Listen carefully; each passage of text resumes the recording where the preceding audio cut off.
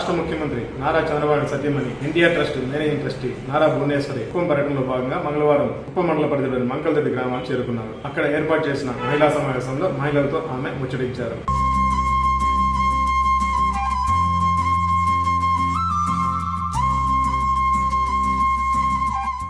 Ladies எல்லாருக்கும்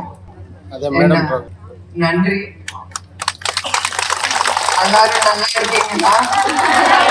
madam program எனக்கு சொல்ல நீங்க தமிழ் பேசுறவங்களுக்கு தெரிஞ்சுதான் நான் திருப்பி కొంచెం కొంచెం பேச முடியும். సో ఇక్కడికి వచ్చిన మహిళలందరికీ అదేను మంకలదొడ్డి పంచాయతీ గ్రామాల నుంచి తరలి వచ్చిన మహిళలందరికీ పేరు పేరున ప్రతి ఒక్కరికి నా హృదయపూర్వక నమస్కారాలు. ఇవాళ మీరు గ్రామాల నుంచి ఇటు వచ్చినందుకు, ఇక్కడ నన్ను కలవడానికి ఇక్కడ వచ్చినందుకు మీ అందరికీ నా కృతజ్ఞతలు, ధన్యవాదాలు. ఎందుకు చెప్తున్నానంటే, మీరు ఆ గౌరవం నాకు ఇస్తున్నారంటే చంద్రబాబు నాయుడు గారి మీద ఉన్న మీకున్న ప్రేమ, గౌరవం, అభిమానంతో ఇవాళ ఇక్కడికి మీరు తరలివచ్చారు. నాకు ఇంత ఘన స్వాగతం ఇచ్చిన ప్రతి ఒక్కరికి, ఎస్పెషల్లీ మహిళలకి, ప్రతి ఒక్కరికి నా హృదయపూర్వక నమస్కారాలు. అప్పుడు నన్ను ముందుకి నడిపించింది మహిళలు, తర్వాత మన తెలుగుదేశం కార్యకర్తలు. వాళ్ళు ఎప్పుడూ నేను మర్చిపోలేను. ఆ ధైర్యం, ఇప్పుడు నేను ఇక్కడ నుంచుని మాట్లాడుతున్నానంటే ఆ ధైర్యం ఇచ్చింది మీరందరూ, మన తెలుగుదేశం కార్యకర్తలు.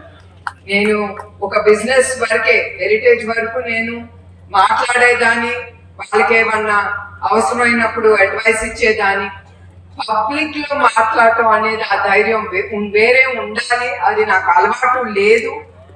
ఆ ధైర్యం, ఆ అలవాటు నేర్పించింది మన ఆంధ్ర రాష్ట్ర ప్రజలు.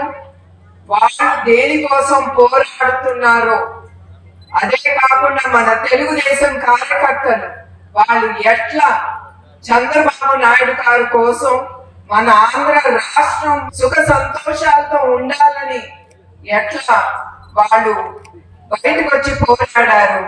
వాళ్ళు వచ్చినప్పుడు నేనెందుకు చేయకూడదు ప్రజలకి అని అట్లా నేను అడుగు ముందుకేసాను.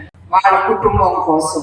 మీరు సంతోషంగా ఉంటేనే, ఒక స్త్రీ సంతోషంగా ఉంటేనే 10 మందికి అది కుటుంబానికి తన సంతోషం ఇవ్వగలరు.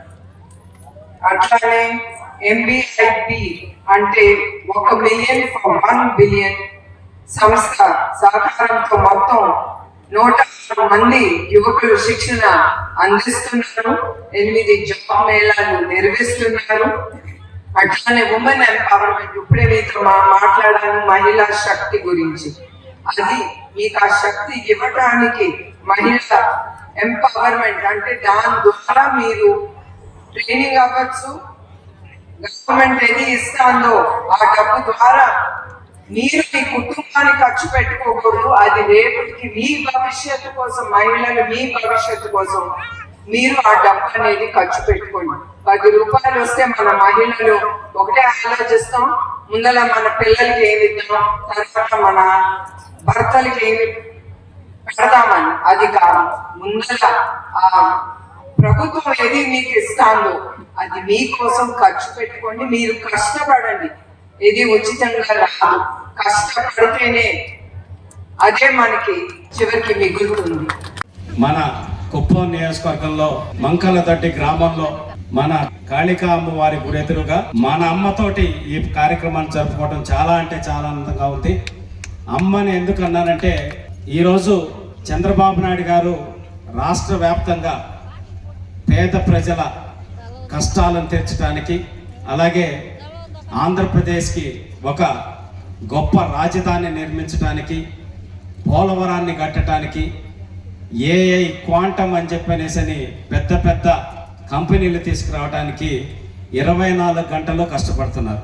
ఇప్పుడు తండ్రికి తగ్గ తనయుడు అనాలో, తండ్రిని మించిన తనయుడు అనాలో అర్థం కాని పరిస్థితుల్లో మేము ఉన్నాం. లోకేష్ అన్నని చూస్తుంటే మరి తండ్రిని మించిన తనయుడు అంటే మా అన్నకి దిష్టి తగులుతుంది కాబట్టి లోకేష్ అన్నకి మేడం ఊరుకోదా.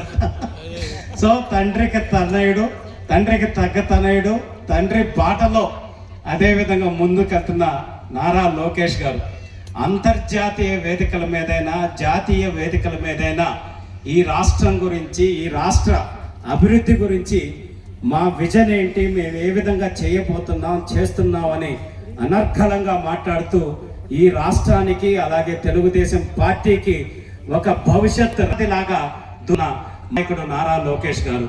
ఈ రోజే కాదు, వారు పుట్టుకతోనే మహిళలంటే అత్యంత గౌరవం ఇచ్చే ఏదైనా ఒక కుటుంబం ఉందంటే అది కేవలం నందమూరి తారక రామారావు గారి కుటుంబం. ఆ కుటుంబంలో పెరిగినటువంటి పెద్దలను కూడా ఈ సందర్భంగా తెలియజేసుకుంటున్నా. ఒకటి మాత్రం గుర్తుపెట్టుకోండి, ఎక్కడ మహిళలు పూజించబడతారో అక్కడ దేవతలు నివసిస్తూ ఉంటారని కూడా ఒక నానుడి ఉంది.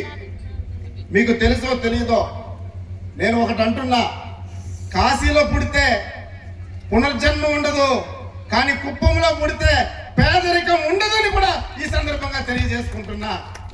అందుకే చెప్తున్నా అక్కలారా, ఒకటి గుర్తుపెట్టుకోండి, పులికి పంజాలో బలం, మొసలికి నీళ్ళల్లో బలం, కానీ నారా చంద్రబాబు నాయుడు గారికి ఈ మహిళలే బలమని కూడా ఈ సందర్భంగా తెలియజేసుకుంటూ మీరందరూ మన నాయకుడికి ఆదర్శంగా ఉండాలని, చల్లగా మీ యొక్క దీవెనలు ఉండాలని, ఎప్పుడు ముఖ్యమంత్రిగా 8 సార్లు గెలిపించారు. మీకు ఒక అదృష్టం, మేము ఎమ్మెల్యేలకు ఓటేస్తే కానీ కుప్పంలో ఉండే వాళ్ళు ముఖ్యమంత్రికి ఓటేస్తారు. ఆ అదృష్టం మీ యొక్క కుప్పం నియోజకవర్గానికే ఉంది.